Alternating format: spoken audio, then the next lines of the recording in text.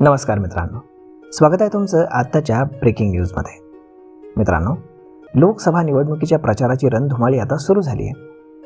वेळ कमी आणि दौरे फार अशी सध्या प्रमुख राजकीय नेत्यांची स्थिती आहे. नेत्यांचे दौरे सुरूच आहेत. प्रचार सभांचा धुराळा उडाला आहे.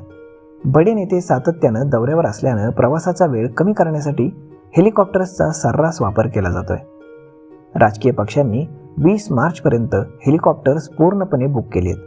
या बाबतीत भाजप आणि शिंदे सेनेनं सगळ्याच पक्षांना मागे टाकले.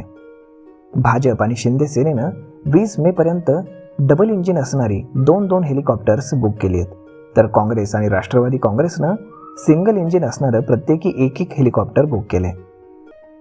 राज्यामध्ये 5 टप्प्यामध्ये मतदान होणार आहे, त्यामुळे प्रवासाचा वेळ वाचवण्यासाठी प्रमुख नेते हेलिकॉप्टरचा वापर सर्रास करत आहेत.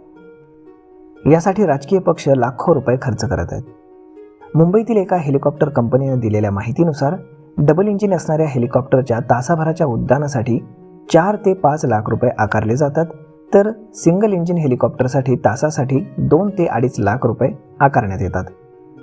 एप्रिल आणि मे महिन्यातील निवडणूक दौरे प्रचारसभा लक्षात घेता राजकीय पक्षांनी गेल्या वर्षीच्या नोव्हेंबर आणि डिसेंबरमध्येच हेलिकॉप्टर्स बुक करून ठेवली होती.